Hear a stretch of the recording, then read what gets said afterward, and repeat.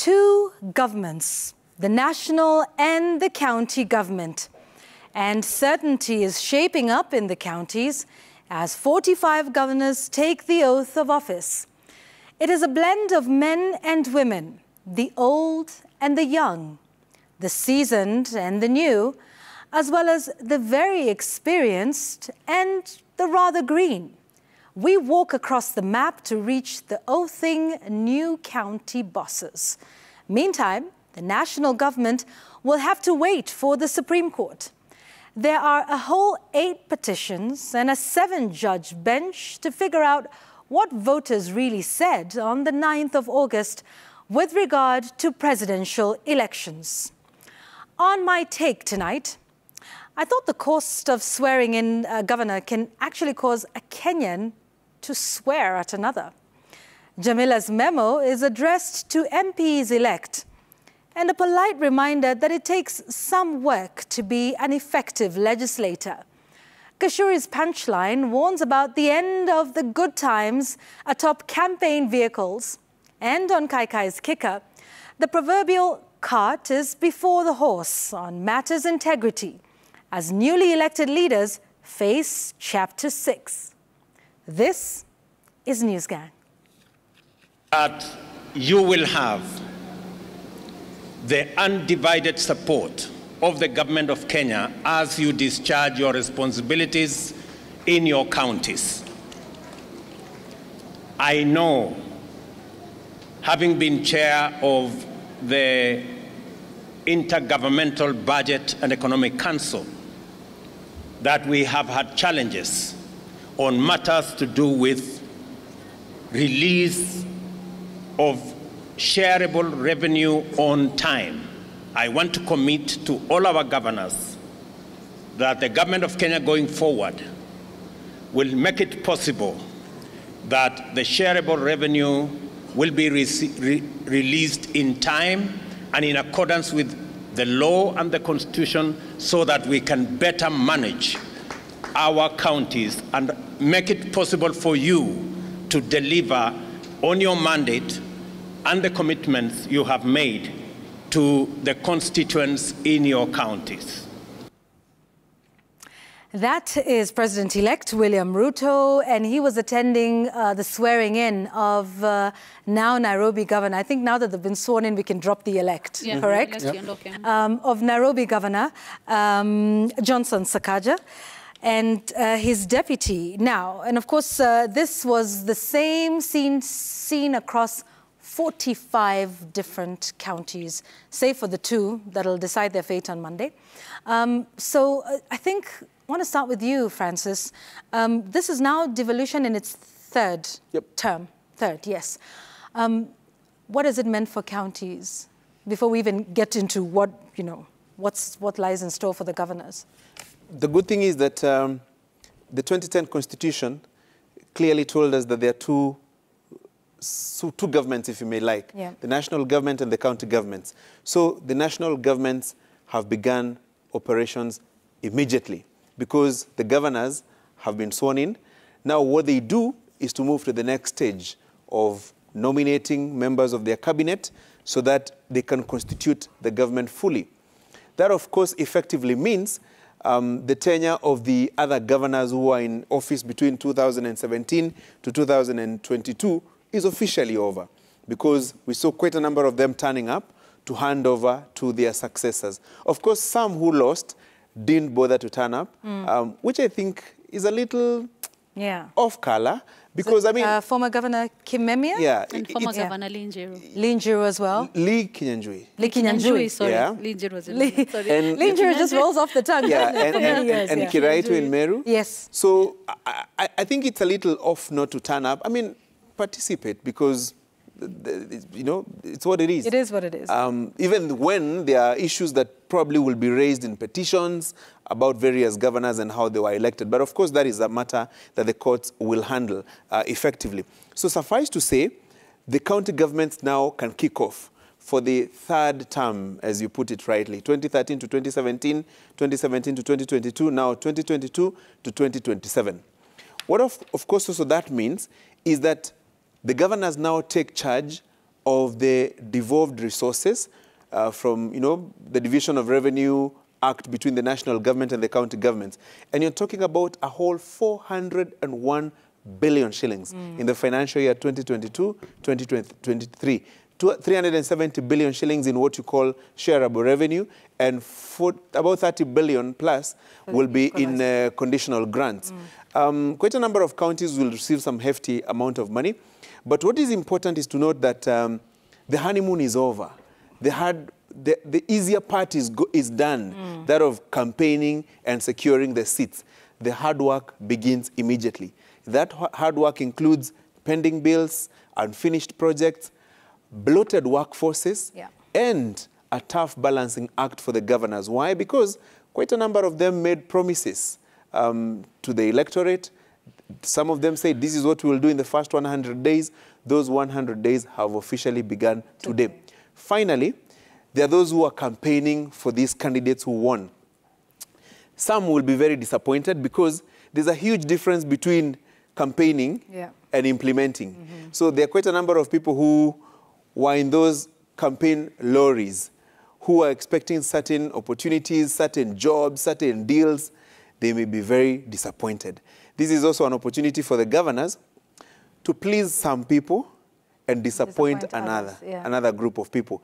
And I dare say, the lot that will be disappointed will be bigger than the lot that will be made happy. Because, I mean, look, you're already going into county governments that already have workforces, they already have members of staff. And there are some people who are campaigning for this candidate or the other, hoping to secure a job in those county governments. I mean, how many CECs can be there? How many chief officers can be there? And these workers are also permanent and pensionable. So you'll have to find a very good reason to get rid of this, to bring in a new batch. So they expect a ballooning wage bill moving forward. Yvonne, and the word you like to use just before Jamila? Yes. Premium tiers. Loading. Yes. And Yvonne, I think when you started and talked about devolution, and I think when the framers of the Constitution looked at it in terms of having equitable and accountable provision of services for people, yani huduma ziwafikie wananchi where they were. Because when everything was just at the central government, huduma zote ni hapa. Remember, hapo had to travel all the way to Nairobi kuchukua ID, kujaza makaratasi, kuchukua licenses and things like that. So they decided at least such as the huduma ziwafikie watu. And there are places which have benefited from devolution in terms of some of those services getting to them. Places that were underdeveloped. I'm talking about northeastern parts of the country. And the fact that there are places that had no roads, it used to be a nightmare traveling back home for some of us because there are no roads. Simple things like street lights, like running water, like sewage services, like now that elusive document that you may need, maybe register your child for their births or deaths and all that. Simple things that for those maybe living in the cities and in more developed parts of this country was almost actually like a given that you get them. So there are places actually that have benefited in terms of that. But then now you look at some of the other things that have been associated with devolution in terms of corruption, misusing funds. Remember the wheelbarrows and the cows and the gates that you costed how much and all those things. And some of those things do stand out because people keep thinking, well, these services were supposed to get to the people. The money that the counties are asking for are supposed to be spent in a certain way. Of course, kuna zile unasikia wizi imeibiwa, ubadhirifu, gavana anashikwa, anashtakiwa, amesimamishwa mahakamani, hizi hela zimepotea. Those are the things people don't want to hear about the governments that are supposed to be helping them and making sure that they get services closer to them. But to a large extent, I think devolution has made a difference in some parts of this country, especially those that I was mentioning that had really been neglected for a really, really long time. Yeah, and just some of the interesting stories that we heard out of that. For instance, the first cesarean section was actually done at the Habaswein Hospital in 2020. In Wajir County, yes. After, the Wajir County Hospital was upgraded. I mean, and these are success stories, even though we're saying, what, the first CS was done, in 2020 in Wajir. But this is exactly what devolution intended, right, Linus? Look, today is such a proud moment for all proponents of the devolution principle, which is distributing both resources and power to the grassroots, to the devolved units. And the late Crispin Otieno Mbai must be proud wherever he is now. And so are the likes of Mutaha Kangu and all these other people who, in the 2010 Bomas process, actually fought very, very, very, very hard for devolution. We must, for example, appreciate, and you can only appreciate if you compare it with how it used to work. Even the sheer civility of the process of conducting the affairs of the communities out there. There have been an election and there have been change of power. You're talking of transitions from one administration to another. And if you look, we have 26 new governors, people who have not occupied that office. 27? 26. I think they're 26, who are occupying this office for the first time. You have about 8 who are coming back. They used to be there and only making their return now. And then only 11 got re-elected in this out of a possible... 20-something. No, less than that. Oh, yeah, 20-something actually, because 21 were not serving up for... their second and final term. Second and final term. We really must celebrate as Kenyans this conduct. I mean, you watched our television, Citizen, this morning, all morning, basically, you know, a lot of swearing. Yeah, and... sorry. And I don't mean that one. I'm taking the oath of office. One. Yes. Taking the oath of office, there was a lot of that. And this normally paints a very, very good picture of a functioning democracy. Of a transition from one especially transition from one administration to another. For those candidates, for those governors who did not turn up to hand over, really that's not a good picture. You are starting a very, very bad tradition that can be picked by others, and it looks really bad. I don't know whether we had any losing candidate, any losing governor who turned up to... Oh, yeah. I saw Dr. James Nyoro in Kiambu. Nyoro and also in Laikipia we had... Yes. Yes. Yeah, Ndeitu Muriithi actually handed over... Accolades to them, really, because this is how it's supposed to work. It's not enmity. It's just an election. It is transition from your administration to another. And as the 8 have proved, you can actually be out on the touchline for 8 years. And the voters can decide, hey, you are actually better than the person that replaced you. So overall, this is really, really proud. Very good optics for the country, seeing those scenes. And you can also see, you know, people exercising power, even though on the second tier level, inspection of guard of honor by the elected governors, some of them making a very good show of it, others, you know, clearly showing that it's the first time they're doing this. But overall, it's a very, very good picture for the country. It shows some order, it shows some civility and maturity of our politics that we can actually do this. Of course, there are a lot of imperfections that can be worked on in terms of just how those units work, whether they can become more seamless in service delivery, and whether they can be also in what, Francis, you are illustrating about the Public Service Board, which is, it has already employed people, so you do not really have to this mind where you think you're going to replace everyone when you are taking over as governor, because there are already people occupying those positions. But I think this is only our 10th year, so and our 3rd election. It's a system that we are trying, and I think we have more reasons than less to celebrate. I think even another reason to celebrate before Gachuri comes in, of course, is the election of 7 women governors. And it's a big moment, and we've talked about it since the election, but it's really, really beautiful looking at the fact that, like in Meru County, you have Kawira Mwangaza, who was this amazing story from where she came from all the way to becoming a woman rep, and then winning and resoundingly beating who we call vigogo wa kisiasa katika eneo la Meru.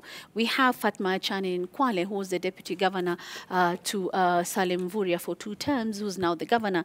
We have Cecily Mbarire, who has come in Embu. We have Gladys Mwanga in Homa Bay. We have Susan Kihika in Nakuru. Of course, Nakuru has hit the headlines because of almost the entire leadership in Nakuru County is women, from the governor to the senator to the women rep and several members of parliament who are women. And of course, Anne Waiguru, who's coming back, and Wavinya Ndeti in Machakos. Yeah. And it's a proud moment for women, not just for women, but I think for all of us, seeing that space is actually opening up now, that people can actually go and queue and vote for a woman, leave alone the 47 women rep seats that we have that are set aside for women. But it is amazing that they were elected as governors. And being a governor of a county, ni kama rais wa your county, it's not small. Yeah. You are the boss there. You manage resources and people and all that. But then, of course, there are those counties and places where we've talked about it. I think last week we mentioned it quite a bit, where they're still lagging behind in terms of giving opportunities in leadership for women. Where I'd give an example of Lamu, where for the first time in the history of Lamu, a woman was elected as a member of parliament, Captain Ruweida. But then you have in counties where even the seats for an MCA, out of all the MCAs in a particular county, you don't even have a single woman, or you have only one. Yeah. In fact, in Lamu, there was one who was an MCA, and now Ali Bwagwa. Yeah. So there are those extremes, I think those differences that we see across the country. But hey, we accept the wins. You have 7 women governors. Yeah, and that number is up from 3 last time. Previous, and just when you talk about, sort of the participation of women, that has been steadily improving from 2013. In 2013, 980 female candidates were cleared to run. In 2017, that number rose to 1,358. In 2022, the number is now 1,768 women who were cleared to run. Amazing. So just going to show that, women are throwing their hat in the ring, and not just for the positions that have been set aside as county woman member, but across, various of those. And I think one of those unique ones was Fatma Chani in Kwale County. I mean, she's been, deputy governor under Salim Vuria, and they're said to have had a great working relationship for the 10 years.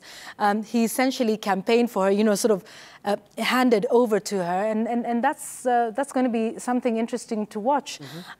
But they, Francis, just like all the others, particularly the newly elected, are going to face something interesting. So, of course, you campaign off the back and say, I will improve where my predecessor did not succeed. I will do better than them. But what really are they going to be finding in there? And, you're a new governor. It's one thing, when you're campaigning on the outside and seeing all the problems you can fix. But it's another thing when you're a newly elected governor. Simba Arati, for instance, has been an MP, here in Nairobi, now going to Kisii. Johnson Sakaja, super senator, now governor. There's a number of them who are new in these positions. And there's quite some work ahead. Absolutely. And as we began by saying, reality now dawns that it was easy to make promises. Now the challenge is making those promises a reality, fulfillment of the same. And you see, pre-election pledges can be very nice to make, and especially when you're making them from the outside, and you can easily point out what the incumbent is not doing and making a promise that you will do better. But there are certain realities that you have to contend with. One, the economic situation in that county. And 2, the challenge of late disbursement of resources. It has been a perennial challenge for the first term of governors and even the second term of governors, where you have a situation where the National Treasury releases the funds so close to the end of the financial year. It's akin to somebody who has been hungry all day, and then at about 11:50 p.m., you're given a huge bowl of food, and you're told, by the way, by 11:59 p.m., you must be done. Remember, these are public resources that must be spent in a certain orderly manner. There are procedures. Procurement is not done haphazardly. So some of them have had to contend with those challenges. I mean, there are governors who are inheriting counties that have not paid workers for months, that have pending labor disputes with workers, nurses, doctors, So they're inheriting some huge challenges. And it's also important to point out that at the tail end of the term of most of the governors who have handed over today, there were quite a number of projects that were hurriedly commissioned Because, I mean, truth be told, some of these mega projects are also mega sources of kickbacks. So there are governors who are going to inherit projects that have been commissioned, tenders that have been awarded, and in the event of cancelling them, you're likely to attract heavy legal disputes, number one. Number two, they're going to inherit quite some heavy pending bills. I mean, the Controller of Budget, as of December last year, told us that there was more than 130 billion shillings that had been unpaid in pending bills. Remember, the president, not once, not twice, ordered that the national government and county governments settle these bills. Question is, where is the money to settle the pending bills? And even as the governors take over, the fundamental question is, where are the resources to settle the pending bills? And finally, some of the realities will dawn. Like, for example, you promised water, you promised better agriculture, you promised better health. But all these things cost money. Where is the money? That is the fundamental question. Yeah, and which is why we played... Yeah. Sorry, Yvonne. Let me just add to what Francis is saying and put it this way, that basically we have to see things in the phases that they seem to be rolling out. When Crispin Odhiambo Mbai in Bomas of Kenya spoke about devolution taking both power and resources to the grassroots, so that decentralize it, so that the center stops being the alpha and omega of both power and resources. That was the intention of devolution, so that you take it to the people, to the lowest unit that you can. But what we are witnessing, we've spent the first 10 years in the power phase. And you can see it in the way governors executed that office. Some of them who finished, are they 21 that really did the first two terms? Yeah. Some of them go home with nothing to show in their counties. Yeah. Their tenure are 10 wasted years for those counties. And there are quite a number of those counties where what you know is maybe, you created new tenderpreneurs. We've had very funny cases in the last 10 years in court because of some of these governors. Because of the kind of contracts they give, you realize the governor's relatives are the ones handling road grading, water supply is done by in-laws and things like that. Because our governors and our politicians use the first phase, the first 10 years, to address the question of power. They see that position as a position of power. But they are very good examples, and they could also be illustrated, where some of the governors have spent time to try and take services to the people. We have to mention some of them because we are in this business and we know them, we know their performances. You look at Governor of Makueni, Kivutha Kibwana, goes home, whether it's in health or converting the many mango farming opportunities there to worthy business. And also the governor of Laikipia, who has been voted out, the governor of Laikipia, Nderitu Murithi. He's been voted out, but he had some of the best ideas when it comes to how the health aspect of devolution can be executed in the counties. But he's been voted out because of politics. Politics works that way. You can be delivering but politics allows the voters to do what they wish. And so there are some very good examples, but the service governors are fewer than the power governors who went to those county headquarters and showed their muscle, pack the government with their relatives, pack the government with their clan, dominate the place. And that has been a very, very bad show. But again, it's, devolution has to evolve also, has to slowly evolve. Let's hope that in this third term of implementation of the Constitution of Kenya 2010, we'll see a gradual departure from power to service. Because really what is required in the counties is service. And my friend Ben Chakwanda actually reminds me of the other thing that we should celebrate today, and I agree with him, that look, the presidential race is not decided. We do not know who will be the next president of Kenya. But we know Ochilo Ayako is the governor of Migori. We know Susan Kihika is governor of Nakuru. And somehow the 47 counties will move on and leave the Supreme Court, the two candidates plus two, to decide what they really want about what happened on the 9th of August. In a way, and in a big way, our political competition has been reduced by devolution. Devolution has taken attention also to the counties and the villages, where people now see, oh, okay, at least I have the governor. I'll wait for the Supreme Court to decide what really transpired when it comes to the presidential election. So quite a lot to celebrate on the 10th year of and third election of under devolved arrangement, but quite a lot also that needs to be corrected going forward. Let's hope that the 26 new ones will be more service than power. Yeah, we will hold the thought, hold the thought, because we want to take a break. We come back. There's also some interesting things. Well, we get Francis' thought on that. You know, some of the comeback kings, people who were governor in 2013, were voted out in 2017 and are back. Senators who became governors, deputy governors who became governors, women reps who became governors. There's been some really interesting things that have been happening at the county level. We'll talk about that and much more when we return, including a special focus on Nairobi, because there was a big transition also that took place in the county of Nairobi today at the swearing-in of Johnson Sakaja as the governor of Nairobi County, county number 47. This is Newsgang. Keep your thoughts and comments coming. The hashtag is Newsgang. We're back in a moment.